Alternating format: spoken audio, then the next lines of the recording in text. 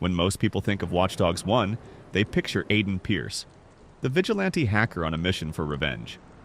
But what many players overlook is that the entire citywide surveillance system, cOS, only existed because of one man, Raymond T-Bone Kenny. Long before Aiden ever touched a profiler, Kenny was already deep inside Bloom's network, the genius who made the impossible happen. Kenny wasn't some corporate villain. He was a whistleblower, a man who realized too late what his creation could do in the wrong hands. He originally built parts of the cOS infrastructure, believing it would make cities safer, more efficient, and transparent. But when he uncovered that Bloom was using his code to spy on citizens and manipulate data for profit, he tried to expose it. His attempt led to one of the biggest blackouts in Chicago's history, a massive power failure that killed 11 people and forced him underground. That single act is what set Watch Dogs 1 into motion.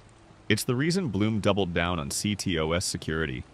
It's the reason people like Aiden Pierce could even exist. A hacker fighting a system that was designed by someone who wanted to destroy it. Every line of code Aiden uses, every backdoor he exploits, has T-Bone's fingerprints on it. When Aiden finally meets Kenny midway through the game, we see a man haunted by guilt. He's not proud of what he built, and he's not proud of the blackout that cost lives. But unlike Aiden, whose revenge consumes him, Kenny's journey is about redemption. He helps Aiden not because he believes in his mission, but because he sees a chance to atone, to take down Bloom from the inside.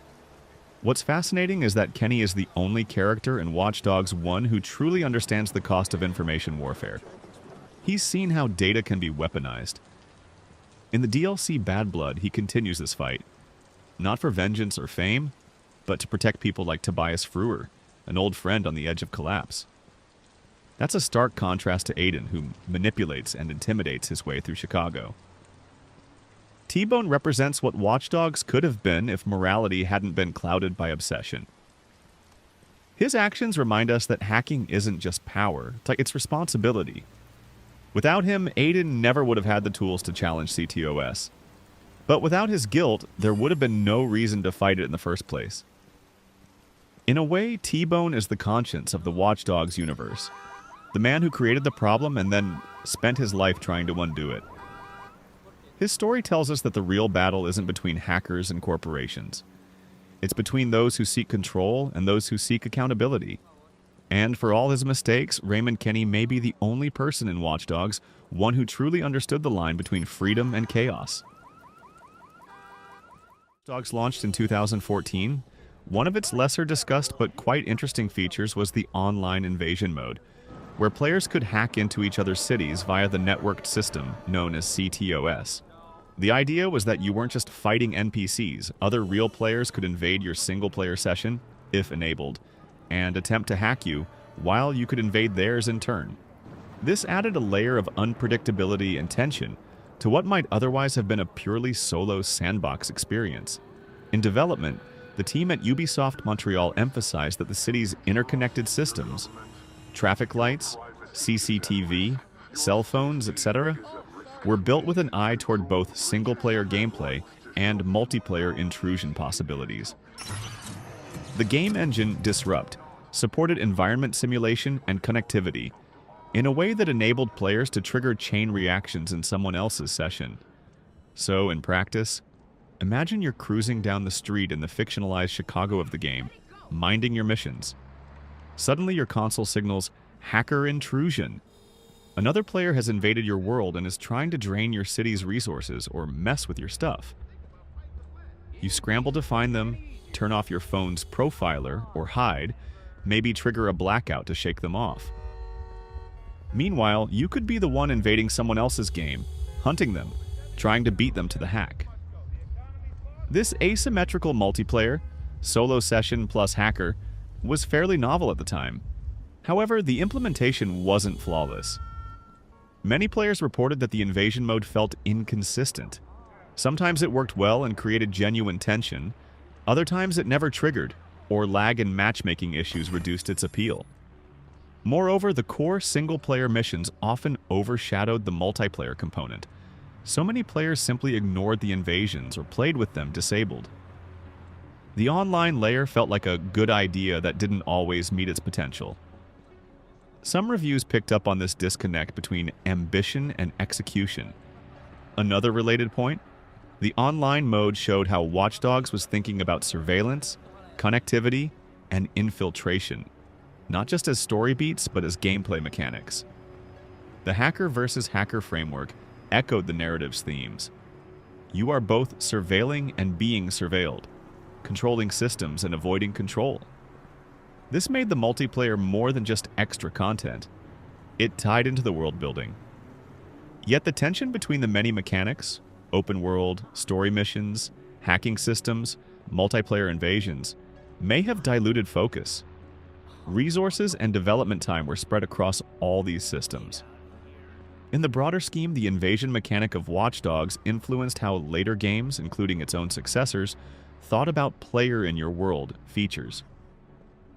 The idea that your open-world sandbox isn't purely NPC drama, but also a site for potential human intrusion. In the game, you play as Aiden Pierce, a hacker vigilante operating in a fictionalized version of Chicago.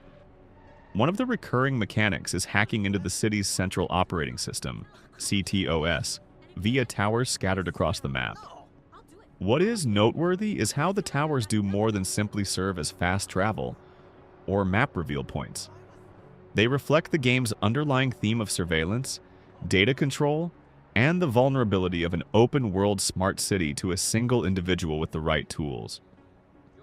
From a gameplay viewpoint, each cOS tower you hack unlocks previously hidden map data, collectibles, side missions, hotspots, and effectively transforms the district into one where you have greater visibility and control.